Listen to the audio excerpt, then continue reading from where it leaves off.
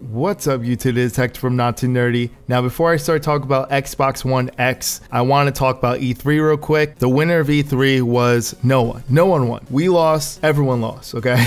So Microsoft introduced the Xbox One X. They needed to really impress everyone with games and show people why they should buy the Xbox One X over the Xbox One, or why, if they already bought the Xbox One, why they need the Xbox One X. They really didn't do that. They didn't really show any exclusive games. They didn't really show anything that really pushed the power. So I'll get into that in a second, but pretty much they didn't really do anything that they needed to. Sony came up after them. They showed some games, you know, but they didn't really show anything new. They really didn't impress them much, but they looked like they didn't care because they knew Microsoft did so poorly. They realized they didn't really have to press too much. It's kind of funny because the one came out maybe 2 times during the whole Sony press conference, and it was kind of awkward. But at the same time, they did show a lot of games. A lot of the stuff is exclusive games. But at the same time, Sony didn't really have to impress anyone. Unfortunately, the fact that they didn't try to impress anyone made it a very average press conference. And Nintendo, it's Nintendo, okay? Everyone was talking about Metro Prime 4, but Metro Prime 4 didn't show anything, just showed the title. So in reality, it really wasn't that much to show either. So I think all of them had an average press conference, although Microsoft was supposed to show above average because they're showing and releasing a new console, or even if it's an upgrade from the last console, they're showing a different console, and yet they showed no exclusives. They didn't show why you should get this console over something else. It was pretty bad. Now, let's go into Xbox One X. Even though I said they didn't have any exclusive, the one exclusive that they did have, even though it's coming to PC as well, was Forza 7. Forza 7 looked amazing, you know, looked really good. But let's be honest, it is a racing game. Every racing game that comes out looks good. When the next one comes out, you're like, man, this one looks better than the last one. So in reality, to get that at 4K, 60 frames per second isn't too hard. I don't think it's too difficult at all. I mean, they already had a PC version running at that, so to transfer it over and make sure it's work on Xbox One X isn't too complicated. Now, here's the problem, right? Microsoft has been saying that this is true 4K gaming.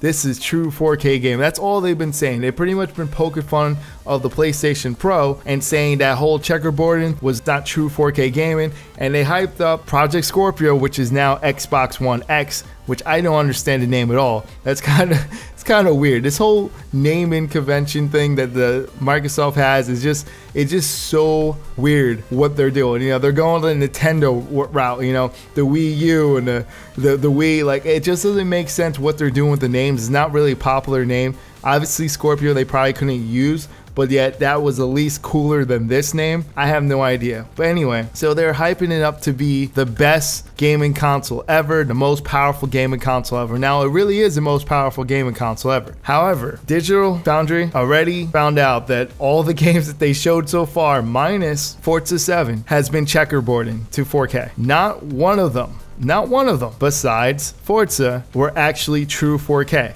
And they were also not reaching 60 frames per second. So you're talking about, in the beginning when Microsoft kept saying about this console, they said it's going to be uncompromised 4K 60 frames per second. There's a lot of people that doubted them. I doubted them. I did not believe it was going to happen. And it turns out so far, there's only one game that it's made it there. Now, everyone's poking fun of the PlayStation Pro, saying that's not true 4K gaming. It's checkerboard. There's no games that are there. But then they had the NBA 2K, they actually came out that was 4K. So like it was an actual 4K game that was there, but people poke fun of it because it wasn't true 4K gaming. But yet here comes Microsoft doing the same exact thing. Let's be real. Microsoft, the Xbox One X is definitely more powerful than the PlayStation Pro. But the problem is, if you don't have any games or anything that will actually show how powerful it is, does it really matter at that point? Because obviously they're not showing it. And another thing that's just a huge problem with Microsoft is, so far you only have Forza 7. The problem is Forza 7 is coming out on PC. So you're asking me, why am I getting the Xbox One X? What game do I need the Xbox One X for? Why should I get it? Is it for Crackdown? Is that the reason why I'm getting Xbox One X? What game are you going to provide for me that's actually going to show off the most powerful game console ever? Now, people are making a huge thing. They're protesting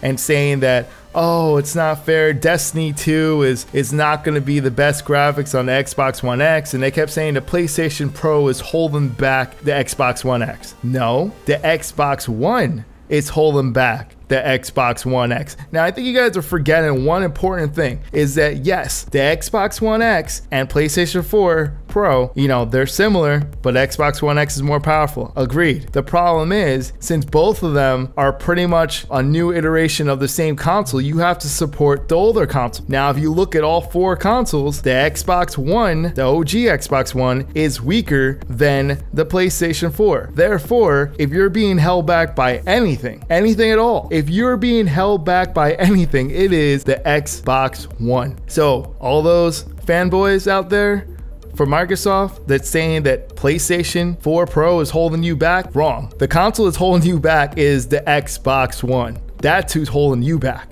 just to let you know. Because a lot of those games were what? 720p, okay? So if a company still has to support 720p, they really can't push for 1080p and 4K when they still have to do what? Oh, that's right, support 720p on the Xbox One. So that's who's holding you back right now. And I just think this is hilarious that everyone gets like so upset that, oh, all this is happening. Let me just talk about Destiny 2, okay? Destiny 2 right now is not going to be running at 60 frames per second. It's gonna be running at 30 frames per second on the console. I am getting Destiny 2 on the PC now. I saw footage of it. It looks amazing at 60 frames per second. Like, the difference that it does at 60 frames per second is unreal, okay?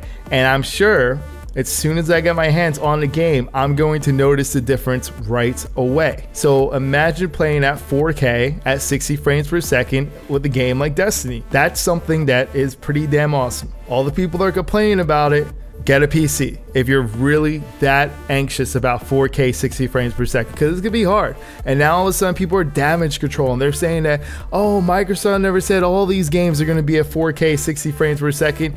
That's what they advertise the console as. Uncompromised. If you guys know what uncompromised means, it means that you're not compromising whatsoever for anything. Ultra is uncompromised. So truly what they really meant was uncompromised is that it's ultra 4K 60 frames per second. But now it's not like that. Some games are probably gonna run at medium settings. Some games are gonna have certain things, and you're gonna have to compromise certain things to get 60 frames per second. I kind of figured this was going to happen for game console that it's 6 teraflops. Yes, you don't have to worry about other things on the PC it's holding it back like a PC would, but 6 teraflops isn't that much. Now, I'm still impressed with what they can do on that console, but you have to keep in mind that you're at the mercy of the developer. And if they come out and say, I don't think this could run at 30 frames per second, well, guess what's gonna happen? You know, they're not gonna push it at 30 frames. They're not gonna push it at 60 frames. Whatever the developer wants, the developer gets. So it doesn't matter how much you complain or say whatever you're going to say. That's it. That's what is going to happen. Whatever a developer says is gonna happen, it's going to happen.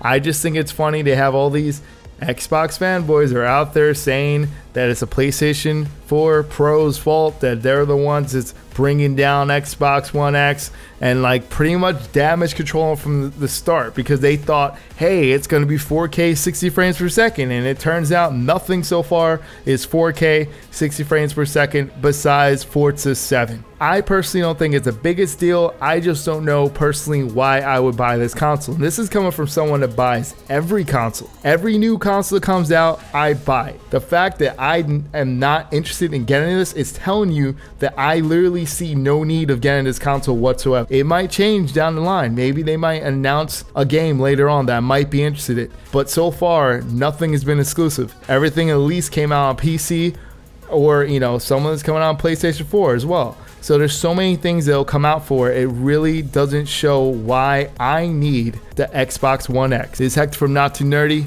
I'm out. See you, YouTube. Don't forget to hit that like button. I really appreciate it. And if you're new to my channel, don't forget to subscribe.